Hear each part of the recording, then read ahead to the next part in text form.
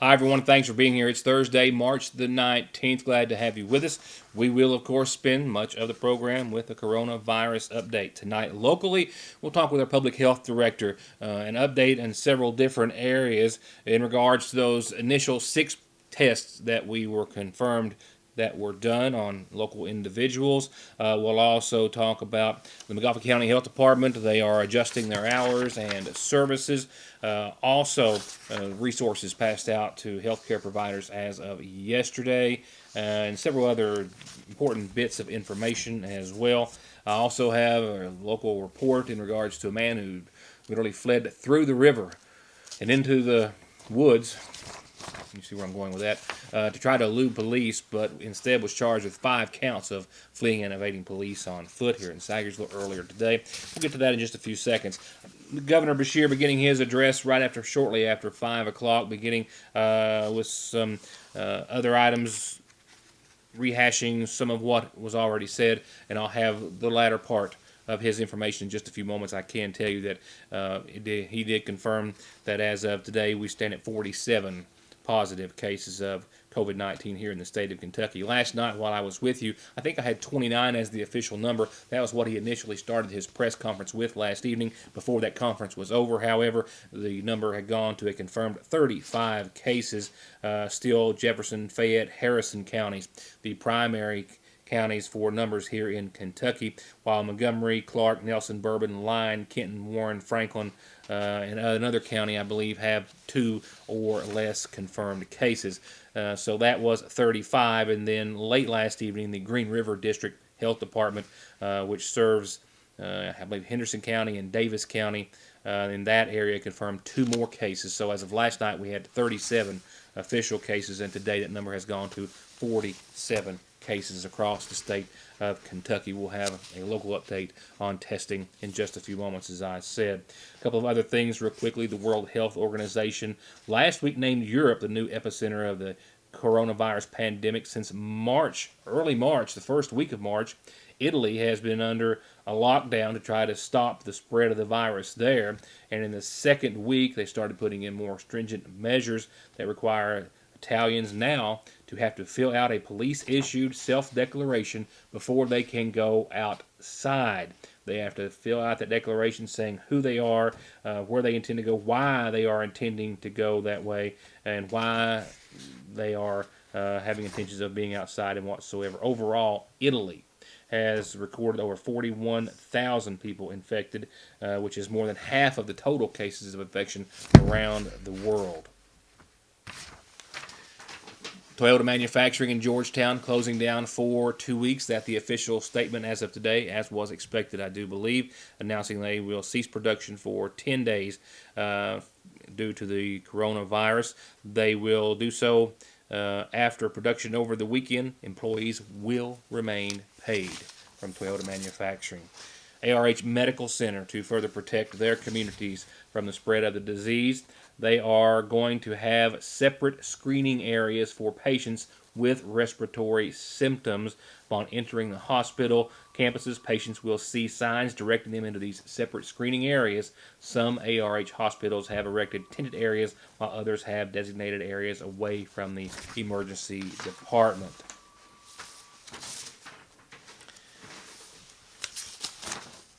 As of today, the United States has more than 10,700 confirmed cases of the coronavirus. It's in all 50 states, including Washington, D.C. They are, of course, that being the CDC and healthcare providers and others in the United States, not necessarily healthcare providers, but other officials looking at other drugs, a malaria drug, and some other drugs that are already established, testing them to see if they indeed might be something that would be good to combat the coronavirus. Meanwhile, no formal word yet. Still a stimulus package in the works. Promise of anywhere from $1,000 to more dollars being sent to possibly every adult in the nation. As far as if it will be just adults out of work, all adults. When those numbers still not finalized as of yet, as we are closely awaiting that announcement, and we'll have it for you as soon as possible. One last thing before we get to our local headlines.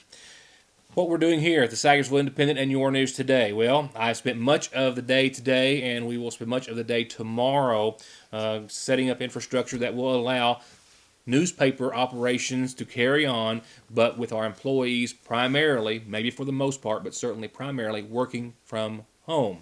I have one employee who has just been with us a short while who is still living in Williamson, West Virginia.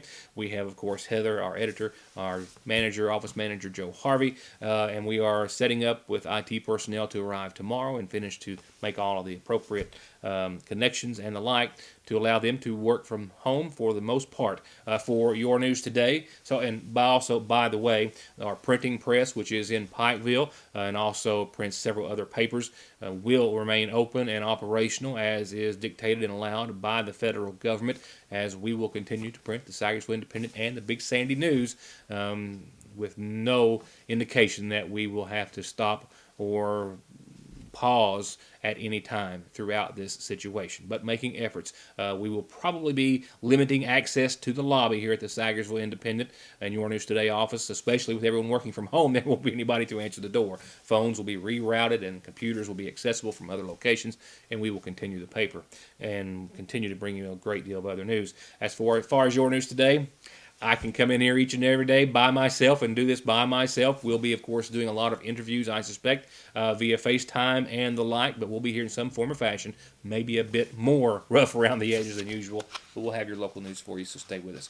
And I'll be right back after these messages. No other carrier provides service and signal to the mountains like the mountain's very own Appalachian Wireless, now providing service to Knox, Bell, and Whitley counties with retail locations in Middlesboro, Pineville, and Barberville. Appalachian Wireless offers a dependable network, exceptional customer service with a service that goes wherever you travel nationwide. We are local people serving local people, bringing today's best technology on the latest devices. Better service, bigger savings. That's today's Appalachian Wireless. Need an oil change? Are your brakes shot? Are you ready to turn the wick up on your diesel or lift up and accessorize your 4x4? Or get that dent fixed once and for all? Then call the professionals at Black Smoke Performance for all of your maintenance needs and auto body repair, from insurance collisions to full restoration projects. Black Smoke Performance on May Drive in Dixie of Sagersville, 3498785. Has spring ever arrived at the seasonal shop? If you're tired of those gray, rainy days, you need to come in because the shop is filled wall to wall with spring arrivals. The new Charlie Page spring line is filled with beautiful colors, prints, and styles for everyone. They've got accessories for every occasion, new jewelry, bags, and shoes. And spring is the perfect time for some redecorating or adding a few new accessories to your home. And their home decor is some of the most beautiful they've ever had. Farmhouse, traditional, equestrian, rustic, they have it all. So come into the shop and let them help you add to your home. And remember, they also offer wedding and baby registry and free local delivery at the seasonal shop in downtown Sagersville.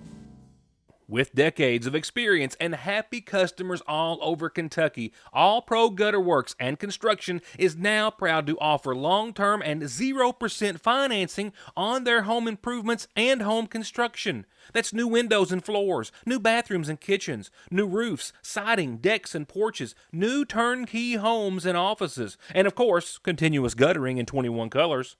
Locally, family-owned and operated, and waiting on your next project and phone call. All Pro Gutter Works. At Sagersville National Bank, they know your house is much more than your home. It's an investment, and for many of us, the biggest we'll ever make.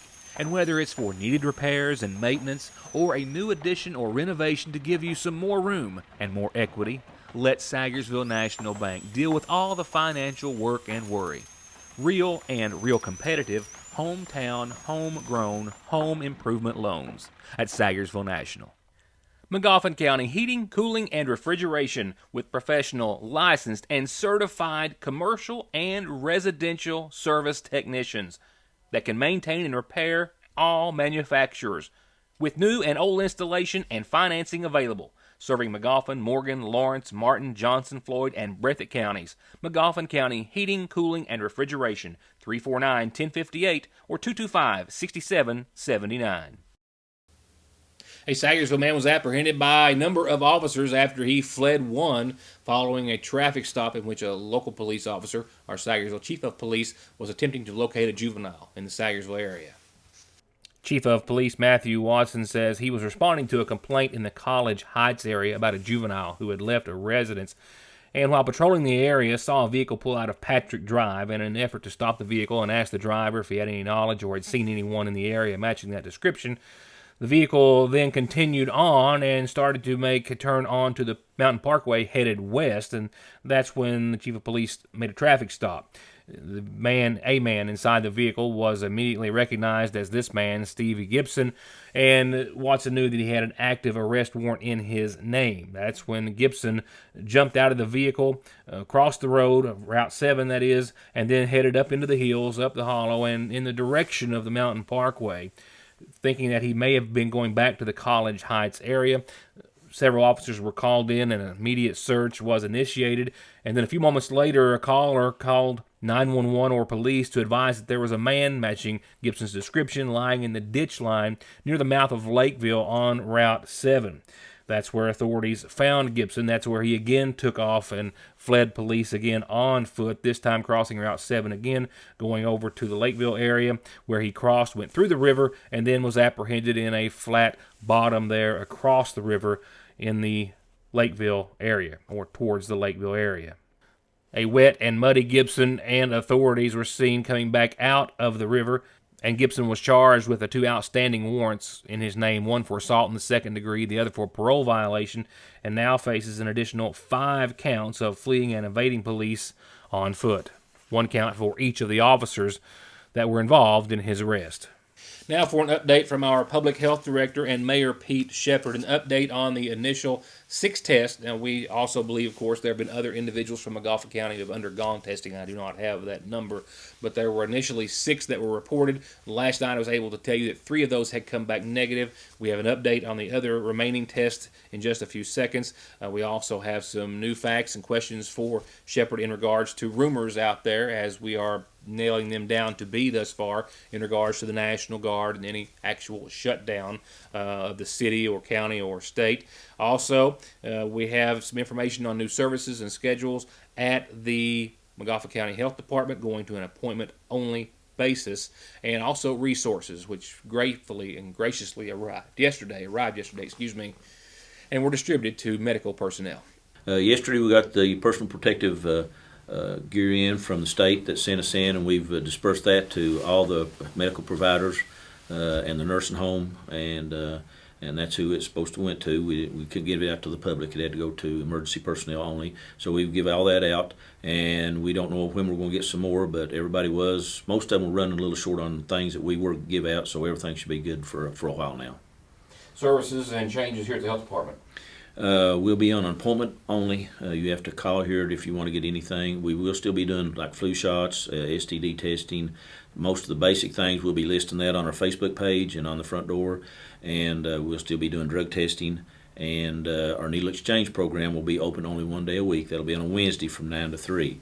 But if you have any questions, just please call the health department. We will be manning the phones. We do have people here, so if you've got any questions or anything of that nature, anything about anything with this coronavirus, just call us and ask us. Are you seeing, with these limitations in regards to hours and services here and at clinics locally, are you seeing any problems or issues with, we're told to keep 6 feet away and not bundle up or group up in numbers? Is that becoming a little bit of a workaround or an issue? No, I think everybody's kind of heeding the warning, and a lot of them are staying at home or not traveling a whole lot because our traffic's been down slow. I noticed in town, I've been in the city today, very little traffic, a lot of people not congregating or like they usually do, loaf around town. We've had a couple of clinics that people have been standing outside, and we just called and asked them, but to go disperse the crowd a little, get them 6 feet apart, and go about their business. But as long as you stay 6 feet apart, and everything's going to be fine with that. But no, it's been kind of a smooth transition this week from where we was at Monday till today. We're hearing so much out there. There's so much information being around, and mainly on social media and elsewhere. Mm-hmm. Facts as you know them right now in regards to any other changes that might be impending or not. Okay. As far as impending changes, no.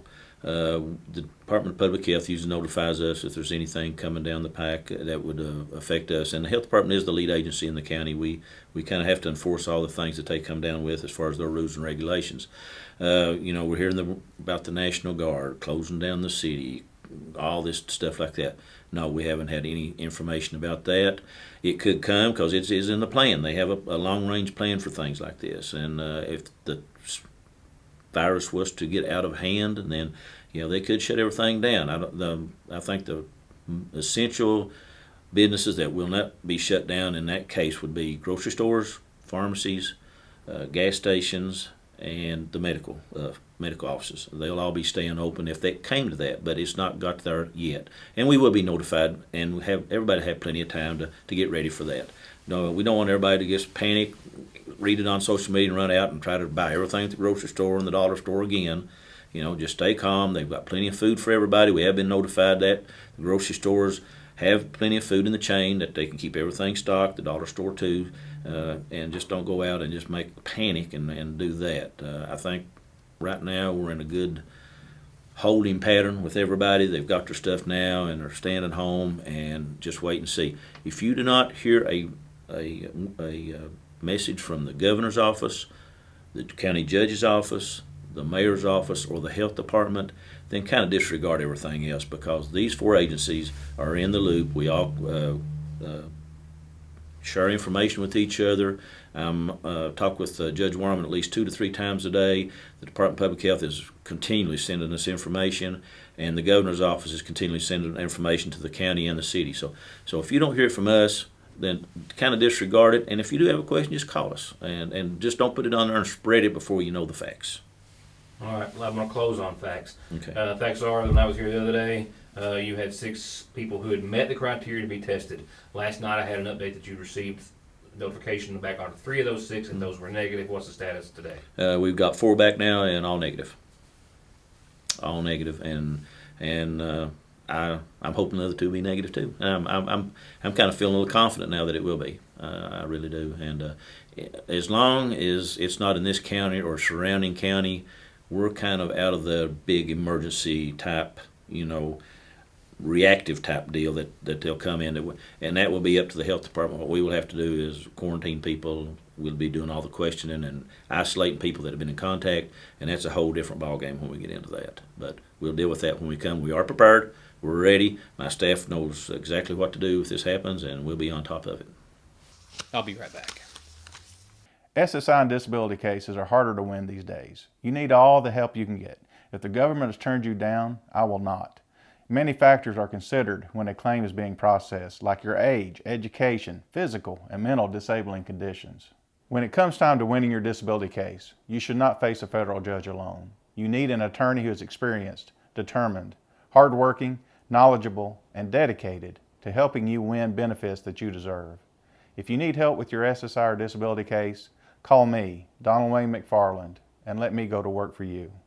It can be one of the hardest parts of being a parent. You can beg them, bribe them, hold them down and try to force them, and sometimes you still can't get them to take their medicine. Well, problem solved at Parkway Pharmacy with Flavor X. Let your kids customize their medicine with some of the best flavors that really do taste great, and it's totally free with your child's prescription at Parkway Pharmacy. So stop the suffering, theirs and yours, for free, and get your Flavor X flavored medicines at Parkway Pharmacy in Salyersville.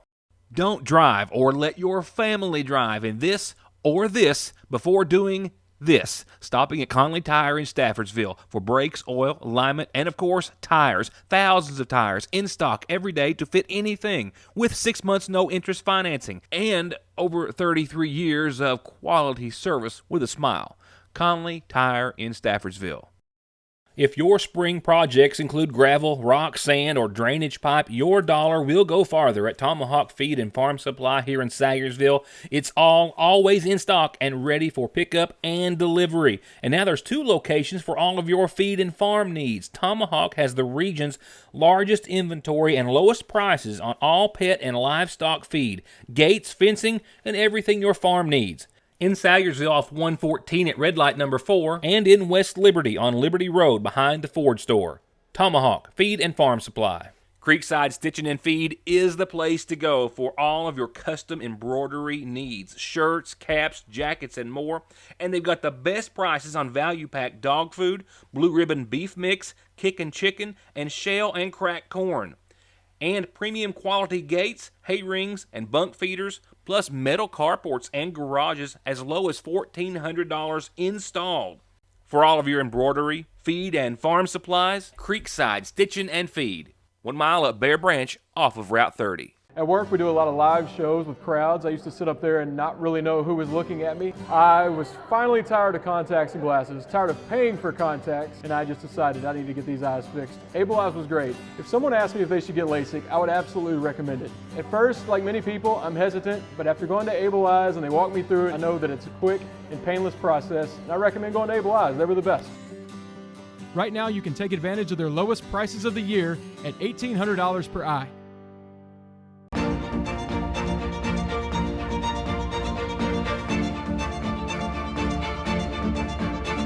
I'm Dr. Jason Zimmerman at Highlands ARH, the healthcare system of Appalachia.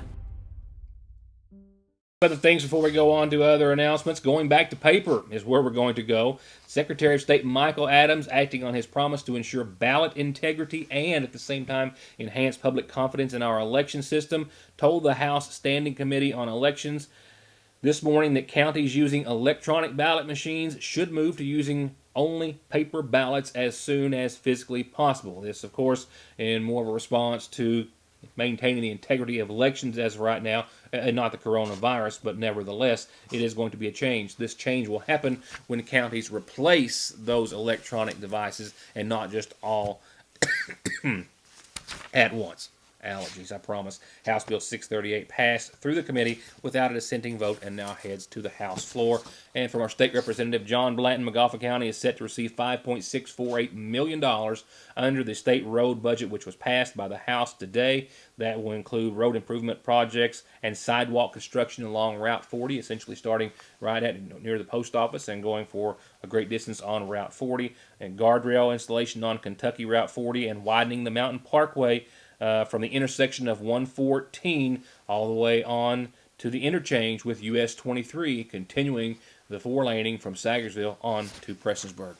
Not much, not anything, technically on your community calendar tonight, but I stress to you, pick one of these newspapers up. We stress to you to pick them up each and every week. But an abundance of information, very well put together and laid out by our editor, Heather Oney, and the Sagersville Independent office and staff about everything that you need to know. It's all still current information as well. Restaurant information, business information, closings, courthouse, contacts for county offices.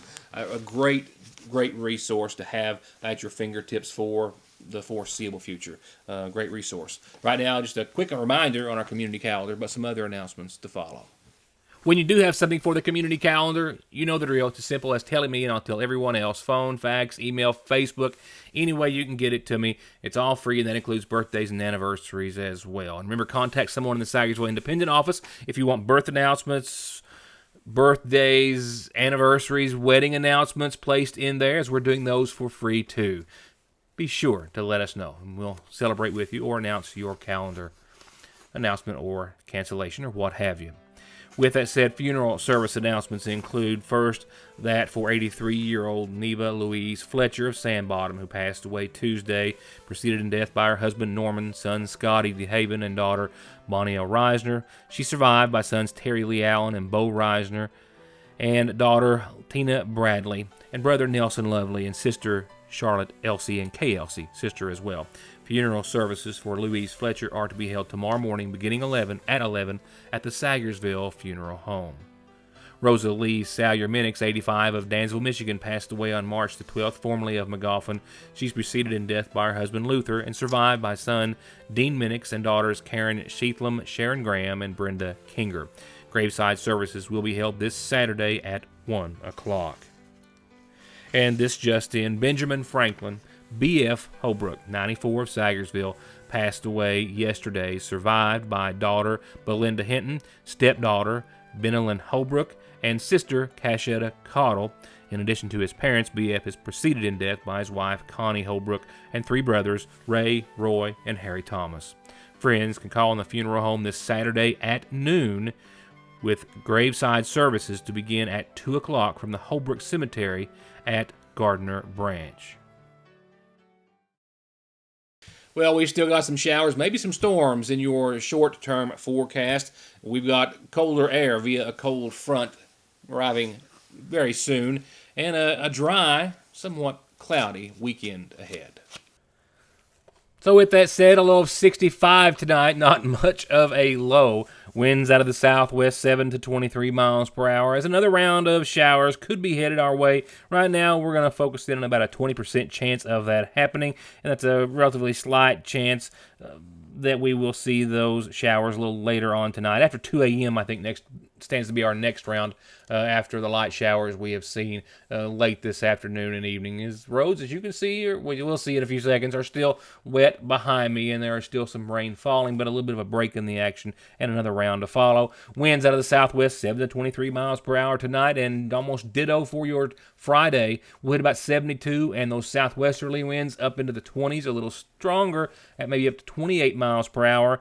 Shower chances for your Friday, well, good ones, 100%. No ifs, ands, or buts. We'll see some showers, maybe some thunderstorms in the morning and afternoon. We'll hit 72. Winds coming out of the southwest again, close to 30 miles per hour at times. Maybe a quarter of an inch tomorrow, maybe another quarter of an inch tomorrow night. That should be on the high end for everyone. Not a major rain maker right now, I do not think, but definitely showers on the light side tonight and on the more moderate side for your Friday. That's because we've got a cold front, partly because we've got a cold front that's coming, and we'll see with that temperatures fall dramatically. 72 tomorrow, down to the upper 40s on your Saturday. Good news is right now, after only a 10% chance of some very early, I'm talking like 7, 8 a.m. showers Saturday, we'll see cloudy skies, dry, and 48 degrees. We'll get down to about 34 that night, Saturday night, which means a little patchy frost lingering into your Sunday morning. We should hit close to the mid-50s on your Sunday with a 40% chance of showers, mainly after 1 o'clock. And then showers likely Sunday night. Monday, 58, mostly cloudy, a 50% chance of showers. There's a pattern here. Tuesday, 62, mostly cloudy, a 70% chance. Wednesday, 68, mostly cloudy, a 50% chance. Thursday, for the first time in several days, the word sunny, albeit in partly sunny form, returns to your forecast, still with a 40% chance of showers next Thursday, and highs hitting the low 70s. Thank you all for being here. We'll see you back here wrapping up this week, hopefully with some good news. And we will search high and low for that. Regardless, we'll have everything you need to know when I see you back here next time. Thank you for watching.